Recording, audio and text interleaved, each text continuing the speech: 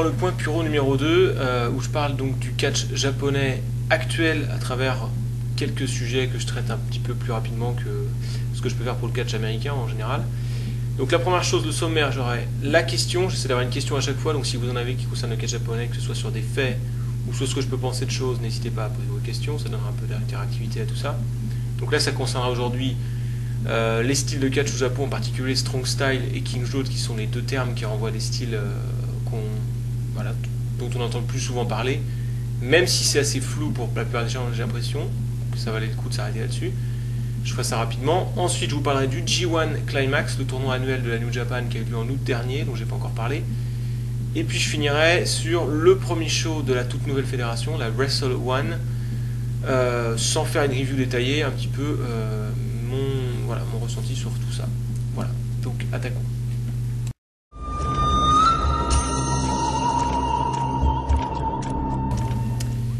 Donc, que signifie King Jode et Strong Style? Donc la question m'a été suggérée par Nanaka99 et je l'ai trouvée intéressante parce que c'est vrai que ce sont deux termes qui renvoient à des styles de lutte, soi-disant à la limite, on peut encore mettre des guillemets pour l'instant, dont on entend forcément parler quand on s'intéresse au catch japonais, sans forcément être capable de trouver quoi que ce soit sur internet. J'ai regardé un petit peu, c'est très difficile de trouver des choses claires à ce sujet qui permettent de comprendre exactement ce que c'est. Alors ici, je vous le dis tout de suite, je ne vais pas vous détailler exactement ce que c'est de façon très, très précise. Je vais vous donner juste quelques trucs voilà, de base pour au moins les saisir. Moi, pendant longtemps, ça a été assez flou d'ailleurs, et récemment, j'ai lu des trucs là-dessus. Donc voilà. Alors, d'abord, il y a quelques soucis concernant ces styles-là. Le premier souci, c'est que si vous allez sur le Wikipédia de la New Japan ou de la All Japan, vous avez apparaître fondateur Inoki de la New Japan, par exemple, et style à un moment donné, Strong Style. Pour la All Japan, style King Jode. Le premier truc qui cloche dans cette façon d'utiliser ces termes Strong Style et King Jode, c'est que ça voudrait dire que dans la fédération New Japan, tout est Strong Style. Alors que vous savez peut-être, si vous avez regardé la New Japan récemment, que rien qu'en 2013, d'un match à l'autre, on va avoir des choses extrêmement différentes. Entre ce que font les Kota Ibushi et Prince David d'un côté, les Okada Tanahashi de l'autre, et les Kazushi Sakuraba, Nagata et Shinsuke encore d'un autre côté, ça peut être extrêmement différent d'un match à l'autre. Et dire que tout ça c'est Strong Style, ça reviendrait à dire que Strong Style ça ne renvoie à rien en fait. Ça renvoie à une multitude de trucs, etc. Voilà, donc évidemment c'est pas le cas. Et en plus c'est encore plus réducteur de dire ça quand on pense à la New Japan à travers l'histoire, puisque Strong Style ça renverrait à tout ce que a fait la New Japan depuis les années 70, 80, 90, 2000, alors qu'il y a eu des choses extrêmement différentes. Même chose pour King Jode à la All Japan. Selon qui était le promoteur, etc., c'est très différent, donc c'est complètement réducteur de dire ça. Donc évidemment, il y a une grosse réserve quand on utilise ces termes-là. On peut dire que le Strong Style, c'est un style qui appartient à la New Japan, mais on ne peut pas dire que la New Japan est 100% Strong Style. Ce qu'on peut dire, c'est que selon les époques, un plus ou moins gros pourcentage des combats proposés par exemple la New Japan seront dans le style Strong Style. Voilà ce qu'on peut dire. Ça marche. Le deuxième truc qui pose problème avec ces termes-là, c'est que souvent on les met un peu au même niveau, on les met face à face. Alors que le problème, c'est que Strong Style et King Jode ne désignent pas un style de lutte de la même manière. C'est un petit peu comme si on mettait face à face Lucha Libre, le catch mexicain, et l'Attitude Era, qui renvoie à une époque de la WWE. Donc c'est pas comparable. Alors je vais commencer par Strong Style et après je parlerai du King Jode qui donc renvoie à une époque. Le Strong Style, c'est un style à part entière. Si vous voulez, pour le situer à peu près comme ça déjà, on pourrait imaginer une courbe avec d'un côté le catch le plus chorégraphié possible, on va dire la Lucha Libre, même s'il y a peut-être encore plus chorégraphié éventuellement, et de l'autre le catch le plus réaliste possible, qui ressemble à s'y méprendre parfois, et souvent d'ailleurs, à du MMA. C'est-à-dire on ne sait pas si c'est vrai ou si c'est faux, et voilà. Voilà, donc il faut imaginer cette courbe-là. Et bien sur cette courbe-là, le Strong Style se mettrait pas très loin du Shoot Style, donc qui est le style le plus réaliste possible qui existe. Parce que dans le Strong Style, il y a l'idée d'utiliser des techniques que les lutteurs ont réellement et des techniques légitimes d'arts martiaux. Voilà, c'est un genre qui a été créé par Inoki, qui lui-même avait pratiqué le judo et le jujitsu, qui a même participé au premier combat de MMA de l'histoire contre Mohamed Ali, et qui voulait que ces lutteurs utilisent leurs compétences réelles pour donner l'impression aux spectateurs qu'ils sont forts fort, strong, voilà, ça, ok, strong style, voilà. Donc là l'idée, alors le pourquoi éventuellement, c'est que je crois que c'est à peu près 2/3 de la population du Japon pratique ou a pratiqué un art martial. Donc forcément, on va peut-être pas les blouser aussi facilement que le public américain qui peut croire que Hulk Hogan ou Batista sont vraiment forts. Quoique Batista il fait du MMA maintenant, c'est peut-être pas un bon exemple, mais voilà. Là, il faut quand même que les lutteurs paraissent techniquement capables, légitimement, si vous voulez. Donc c'est ça l'idée du strong style. Alors, souvent ça se traduit dans le ring par des lutteurs qui vont très peu collaborer. Quand il y a un lutteur qui exécute un move, il l'exécute vraiment, l'autre peut donner l'impression, ou même réellement se débattre, et il va finir par se faire prendre dans une prise. S'il y a par exemple un German suplex qui est exécuté, le lutteur va vraiment prendre le gars, le soulever, exécuter un German, il n'y aura pas celui qui encaisse le move qui donne une petite impulsion, vous savez, comme on peut avoir aux États-Unis par exemple. Voilà. Après, je ne vais pas détailler plus que ça parce que c'est compliqué. Deux petites infos comme ça en bonus pour situer un peu plus, encore plus précisément. Il y a un lutteur actuellement japonais qui est surnommé au Japon The King of Strong Style, c'est Shinsuke Nakamura. Shinsuke Nakamura, il a pratiqué le MMA et il utilise régulièrement des techniques de MMA dans ses combats. Je dirais, si on veut trouver un équivalent aux États-Unis à la WWE, je dirais que Daniel Bryan est peut-être le lutteur qui va être le plus proche de ce type de King of Strong Style. Il a des capacités réelles et d'ailleurs, Daniel Bryan s'est beaucoup inspiré du style japonais lorsqu'il a débuté, en se faisant surnommer The Dragon comme Fudinami, qui était un des cadors de la période Strong Style. Alors la période majeure du Strong Style, justement, c'est la deuxième moitié des années 80 à la New Japan, en particulier lorsque les lutteurs de la UWF sont venus envahir la New Japan, et il y avait des oppositions entre les lutteurs de la New Japan et de la UWF, et du coup les lutteurs de la New Japan à ce moment-là ont fait encore plus qu'avant ressortir leur capacité réelle. Voilà. Donc c'est voilà, en gros. Mais après, faut pas que ça soit à un point où ça ressemble à du shoot style, que les mecs sont en garde et se mettent que des kicks et tout ça. Donc voilà, c'est à situer plus précisément, mais ça après je vous laisserai vous faire votre chemin, je pense que ça serait trop long de le détailler ici. Maintenant je vais parler du King's Road. Comme je disais, le King's Road c'est à ne pas mettre en face de Strong Style, parce que King's Road ça renvoie au style de lutte pratiqué durant une période de l'histoire d'une fédération, en l'occurrence la All Japan Pro Wrestling. La période en l'occurrence c'est à peu près 88, 89, 96, 97. Et le King's Road, le terme a été inventé par Giant Baba lui-même, qui était le président de la fédération, pour désigner un projet de booking qu'il avait, de faire changer le style de sa fédération, et par là même de créer 2 nouvelles stars, en l'occurrence 4 nouvelles stars, qu'il surnommait, en utilisant le même kanji dans King's Road, qu'il surnommait The Four Heavenly Kings. King's Road, Heavenly Kings, voilà. The Four Heavenly Kings, donc les 4 rois paradisiaques, enfin, Heavenly, bah, je ne vais pas traduire ça serait ridicule. L'idée King's Road, c'est que c'est la route des rois, donc ça serait si on le traduisait, c'est-à-dire la période durant laquelle ces lutteurs-là vont passer de anonyme quasiment à roi de au moins cette fédération, voire du Puro dans son ensemble. Alors les Four Heavenly Kings, on va quand même les nommer. C'était Misawa, Kawada, Kobashi et Taoe. Donc voilà. Qui vont du coup prendre la place des stars des années 80 qui étaient Tenryu, Tsuruta, Hansen, pour dire les 3 plus gros. Voilà. Donc c'était eux qui devaient bénéficier de ce projet de booking, et en plus ils devaient être les incarnations du renouvellement du style de lutte pratiqué à la All Japan dans cette période-là. Alors après, ça serait trop difficile de distinguer exactement ce style-là, parce qu'il n'est pas complètement différent de ce qui se faisait avant, et il n'est pas complètement différent de ce qui va se faire après. Évidemment, on y vient petit à petit, et on s'en défait petit à petit. Mais voilà, c'est à ça que ça renvoie. Je le justifie parce que c'est Giant Baba qui l'a dit. Moi, je ne lis pas le japonais, mais quelqu'un a fait une chronique là-dessus il y a longtemps, et apparemment, voilà, il a l'air de comprendre le japonais, de le justifier avec ça.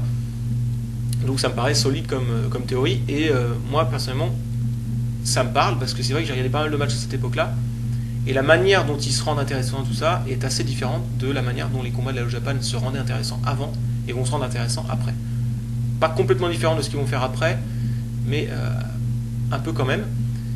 Et dans le même état d'esprit, on a un genre qui est moins connu, le terme est moins connu, mais la Noah, lorsqu'elle s'est créée, avait un style, soi-disant, ça devait être Emerald's Way. Emerald's Way, c'est la voie de l'émeraude, la pièce précieuse verte. donc qui renvoie certainement au vert de la Noah, parce que la Noah c'est la fédération verte, hein, le ring est vert, le lutteur qui a créé la fédération c'est l'homme en vert, hein, Misawa. Donc là, même délire, c'est en gros Emerald's Way, le style de lutte pratiqué durant la période où la Noah s'installe comme la fédération majeure. Voilà. Ça serait le même état d'esprit. Donc voilà, même si les styles King Joe par exemple et Emerald's Way ne sont pas si différents, voilà, ça renvoie à des périodes comme ça, et il y a des traits en commun, il y a aussi des petites différences. Après, c'est trop difficile de les définir là. Le mieux c'est que vous regardez des matchs de ces époques-là, et à force vous allez sentir ces différences-là sans forcément pouvoir les nommer. Moi-même, c'est mon cas, il faudrait que je fasse vraiment quelque chose de plus long et détaillé pour y arriver. Voilà, donc j'arrête là, je passe maintenant au G1 de la New Japan de cette année.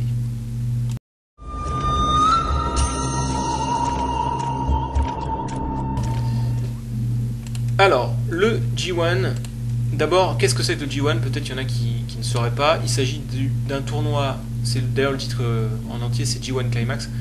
Il s'agit d'un tournoi organisé chaque année par la New Japan Pro Wrestling lors des 2 premières semaines du mois d'août. La formule du tournoi, vous avez un nombre qui n'est pas le même chaque année de lutteurs, répartis dans 2 groupes. En général, c'est 2 groupes. Les formules changent d'une année sur l'autre. Mais là, depuis quelques années, ça est à peu près stable. Donc, c'est 2 groupes. À l'intérieur de ces groupes, chaque lutteur affronte tous les autres lutteurs 1 à 1 dans des combats 1 contre 1 sur différentes soirées étalées, bien sûr, pas le même soir. Et ensuite, il y a un système de points. Une victoire vaut 2 points, un match nul 1 point, une défaite 0 points. Et les 2 lutteurs qui terminent avec le plus de points dans chaque groupe s'affrontent dans une finale. Et le vainqueur de la finale est donc le vainqueur du G1 Climax de l'année en question. Voilà. Je le précise parce que cette année ça a été important. En cas d'égalité en nombre de points dans les groupes, on fait voilà, on regarde qui a par exemple gagné le match en 1 contre 1 entre les 2 lutteurs à égalité s'ils sont 2. S'ils sont 3, on fait une espèce de sous-classement à 3, à 4, etc. Et c'est comme ça que Naito a été en finale alors qu'il avait autant de points que d'autres lutteurs dans son groupe B. Alors, ils disent pas groupe, d'ailleurs ils disent bloc B, mais bref, ça revient au même. Voilà, le rôle du G1, juste comme ça, c'est pas le même rôle que le King of the Ring ou même le Bound for Glory Series à la TNA, qui a un peu la même formule. C'est pas juste d'atteindre, voilà, de percer grâce au tournoi ou d'avoir un title shot pour un tel show, même si c'est le cas d'ailleurs. Même s'il y a ça derrière, parce que le vainqueur du G1 va affronter le champion lors du plus grand show de l'année Wrestle Kingdom, donc 6 mois plus tard. C'est pas le rôle premier du G1, pas le rôle principal du G1, puisque le G1 a un prestige en soi. On le voit dans l'histoire, vous avez des grands lutteurs du passé qui n'ont pas souvent été champions de la New Japan, mais qui ont gagné plein de fois le G1, et du coup, ils restent comme des légendes grâce à ça. Ça, on se rend compte. Donc par exemple, je peux citer Masahiro Shono, qui a dû être champion IWGP genre une seule fois, et ça n'a pas été un règne très long. Par contre, il a gagné le G1, je crois, au moins 4 ou 5 fois. Quoi. Donc voilà. Donc c'est un prestige en soi, c'est vraiment une espèce de coupe par opposition au truc régulier avec le titre de champion, etc. Alors parlant de ça justement et du prestige du G1, premier reproche que je pourrais faire à cette édition 2013, c'est que, à nouveau, et c'est le cas depuis 2007 je crois, chaque année on a un premier vainqueur de G1. C'est-à-dire un lutteur qui n'avait jamais gagné le tournoi avant, qui remporte ce tournoi et quelque part qui utilise ce tournoi pour exploser. Voilà. C'est un peu comme ça que c'est utilisé. Pourquoi je fais un reproche de ça? C'est pas du tout, enfin pourquoi ça me paraît être un problème. C'est pas du tout contre Tetsuya Naito, parce que ce lutteur-là je l'aime bien, donc ça me dérange pas qu'il gagne le tournoi en soi. Mais le problème c'est que je trouve que ça aurait été bien de redonner le titre de vainqueur du G1 à des lutteurs qui l'avaient déjà gagné ou qui sont déjà des stars établies, pour remettre en place aussi la hiérarchie et remettre en place un petit peu le prestige du tournoi qui du coup forcément diminue chaque année, puisque chaque année on a un nouveau lutteur qui gagne, qui perce. On a l'impression que c'est un peu le tournoi qui push des jeunes plutôt que voilà, nous faire comprendre qui est le meilleur à ce moment-là, présent, au moment T. Voilà. Du coup j'aurais bien aimé par exemple que Okada le gagne une deuxième année de suite, que Shinsuke Nakamura le regagne à la limite, ou que Tanahashi le gagne alors qu'il a gagné qu'une seule fois alors que c'est censé être le meilleur depuis 5 ou 6 ans. C'est un peu bizarre. Bon. Voilà, ça c'est un truc qui fait que voilà, je trouve qu'il y a trop de nouveaux vainqueurs. C'est un petit peu comme une fédération qui aurait la moitié de son roster qui a été champion du monde à un moment ou à un autre. Voilà, je trouve que c'est pas une bonne idée. C'est bien d'avoir une hiérarchie, c'est bien d'avoir comme ça une idée de qui sont les gros poissons et qui sont les lutteurs qui essayent de franchir le cap. Et là, on le perd un peu. On le perd d'autant plus dans la manière dont le G1 a été booké à l'intérieur cette fois-ci, pas seulement sur le vainqueur, puisqu'on a eu un peu un booking général qui tendait à essayer de faire paraître bien tout le monde. Ce qui fait qu'on n'a pas de lutteur qui s'est complètement ramassé durant le tournoi, et on n'a pas de lutteur qui a été forcément très très fort pendant le tournoi. Donc comme je disais, il n'y a pas vraiment de hiérarchie. Ça, c'est pas une bonne chose. Je pense que même en tennis, c'est agréable de se dire que voilà, en ce moment, Djokovic, Murray, Nadal sont les meilleurs, que Federer se décline un peu, et puis qu'il y a peut-être, je sais pas, Del Potro qui pointe le bout de son nez, ou j'en sais rien. Enfin, vous voyez, c'est un peu pareil dans le catch. C'est agréable de se dire que voilà, Tanahashi, Okada, Shinsuke, ça doit être les meilleurs, et puis que Naito essaie de passer le cap et tout ça. Alors que si on regarde le classement, on voit que Okada termine avec 9 points, c'est-à-dire moins de points que Tanahashi, David, Shibata, Makabe ou même J.H. Smith. Ça fait bizarre, quoi. Et même quand on regarde dans le détail, Okada, le champion de la fédération, il a quand même perdu en 1 contre 1 contre David, contre Goto, contre Makabe et contre Kojima, qui sont pas forcément des numéros 1 de la fédération actuellement. Donc ça fait bizarre. Donc voilà, ça c'est un truc que j'ai pas trop aimé. Je préférais qu'il y ait une vraie hiérarchie, et que du coup, si un lutteur devait perdre, que ce soit un grand lutteur qui perd contre un plus petit, ou un petit justement qui crée l'exploit, au moins que ça ressorte. Voilà. Et c'est vrai que ça sort moins, du coup, à cause de ce booking-là qui, à mon avis, est fait pour faire bien paraître tout le monde, mais à l'arrivée, à mon avis, il fait bien paraître plutôt personne. Enfin, c'est comme ça que je le vois un petit peu. Alors, heureusement, là j'ai fait de gros reproches, je vous dis, tiens, il n'a pas dû aimer le G1. Ce sont les seuls reproches que je peux faire, parce qu'au niveau qualité de catch, c'était vraiment bien. Le niveau moyen des matchs était vraiment haut. C'est très agréable à regarder, en plus assez varié. Malgré l'accumulation de matchs, je trouve que tout se regardait bien, même si moi j'avoue que j'ai presque tout regardé, mais il y a des combats, je les ai mis en avance rapide parce que j'avais juste envie de savoir ce qui se passait en gros, et au cas où je ratais un truc important, voilà, je les ai regardés en avance rapide. Mais il y a beaucoup de combats que j'ai regardés normalement et j'ai pris beaucoup de plaisir. D'ailleurs, je vous ai mis mon top 10 donc, dans la boîte d'infos en dessous, donc n'hésitez pas à les regarder pour avoir un peu plus de. Voilà, une idée un peu plus précise de la qualité de catch de cette édition. Alors maintenant, je ne vais pas parler un petit peu, je vais pas faire le point sur chaque lutteur donc engagé dans ce tournoi-là. Juste, je vais parler quand même un petit peu des lutteurs qui sont sortis du lot d'une manière positive ou d'une autre, plus négative éventuellement. D'abord, dans les lutteurs du tournoi, je vais juste distinguer. Il y a quelques lutteurs, je trouve, qui m'ont paru un petit peu lisses et routiniers. Alors, est-ce qu'ils étaient lisses parce qu'ils étaient routiniers ou l'inverse, je ne sais pas. Je peux citer Prince Devitt, qui faisait toujours les mêmes tactiques de heal, c'était toujours un peu le même match. Et même si c'est jamais mauvais, ça sera jamais terrible non plus. Donc voilà, ça faisait toujours le même match. C'est un peu chiant à la fin, forcément. Okada aussi, que j'ai pas trouvé forcément sortir du lot, sans forcément être jamais vraiment mauvais, mais voilà, assez lisse. D'ailleurs, assez symptomatique. J'ai demandé à un usager des Fan Nation qui découvrait le catch japonais et la New Japan à travers cette édition du G1, ce qu'il pensait du champion Okada. Et ce qu'il a répondu, c'est en gros, voilà, si je savais pas que c'était le champion, je m'en serais pas rendu compte, il ne sort pas du lot. En gros, c'était ça. C'est vrai que sur ce tournoi, c'est le cas. Donc c'est un peu dommage, que le champion ne sorte pas au moins quelques grosses perfs, histoire de briller un peu. Déjà qu'il n'est pas spécialement booké très bien comme champion, voilà, c'est un peu dommage. Et même Naito, qui, bon, dans une moindre mesure, m'a paru très régulier, dans une bonne qualité, mais en sortant très rarement de très grosses perfs. Donc voilà. Alors, ceux qui sortent des grosses perfs, ceux que je vais appeler les showstoppers, c'est ça l'idée des showstoppers, c'est des lutteurs qui n'ont pas forcément un niveau moyen hallucinant, même si souvent le niveau moyen est plutôt bon, mais on sent que sur certains matchs, ils vont sortir des très grosses perfs qui vont vraiment se donner à fond. Là, c'est le cas notamment de Hiroshi Tanahashi, qui est le lutteur du tournoi, le MVP du tournoi pour moi, clair, qui a été vraiment exceptionnel et qui a sorti quelques très gros matchs. Ou encore Tomohiro Ishii, que j'ai trouvé, encore une fois, c'est pas la première fois que je parle de lui, très bon sur quelques matchs, mais aussi moins bon sur d'autres. Voilà. Et enfin, il y a les lutteurs qui ont été mauvais. Et oui, je vais en parler quand même. Les deux plus mauvais en ce qui me concerne, ça a été Hiroshi Tenzan, qui est un vieux lutteur un peu tout cassé. Donc voilà, d'ailleurs, il s'est blessé dans le cours du tournoi et il n'a pas fait les 3 derniers matchs. Et mauvais aussi, j'ai trouvé Shelton Benjamin, que vous avez peut-être vu à la WWE il y a quelques années, si vous n'aviez pas regardé la New Japan. Bon, il faut savoir que ce lutteur-là n'a jamais été parmi les tout meilleurs à la WWE, déjà. Ensuite, je trouve qu'il est très mal adapté au style de lutte japonais, et du coup, il n'arrive pas forcément à créer des choses intéressantes avec ses adversaires. Et en plus, il n'a plus les compétences athlétiques qu'il avait avant. Et je pense que même à travers le style, par exemple, plus WWE, sans ses compétences athlétiques, c'est pas un lutteur qui sort du lot pour quoi que ce soit d'autre. Donc voilà. Ça, c'est les deux lutteurs que je dirais les plus décevants. enfin les plus décevants, les plus mauvais, parce que c'est pas comme si c'était une déception. Personnellement, j'avais pas trouvé Tenzan bon depuis longtemps, et Shelton, je l'ai jamais trouvé bon au Japon depuis qu'il est arrivé. Et maintenant, les bonnes surprises pour finir, histoire de finir sur une note un peu plus positive. Les deux bonnes surprises, en ce qui me concerne, c'est Kota Ibushi, que je trouve pas toujours très intéressant dans la division Junior Heavyweight, où c'est poids léger, c'est la même chose. Parce que j'ai l'impression qu'il se contente finalement de faire des voltiges en se disant, voilà, le spectateur va être content de voir des jolies pirouettes, et ça, il va être content avec ça. Personnellement, j'aime bien quand ces pirouettes-là sont utilisées dans le cadre du combat, enfin, voilà, dans un déroulement plus général, et elles aient du sens.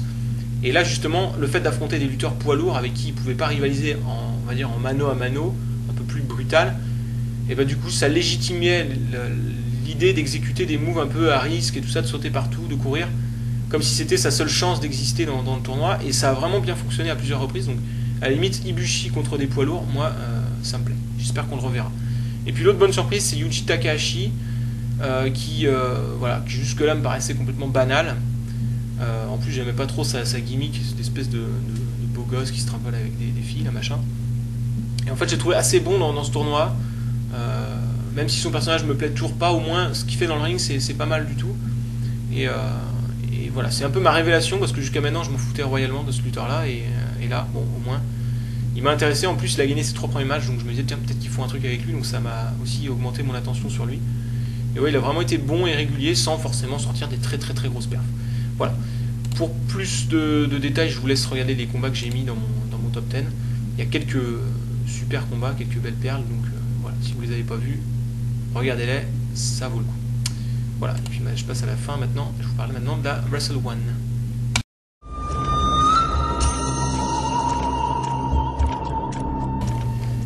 Donc, la Wrestle One, premier show de la Wrestle One.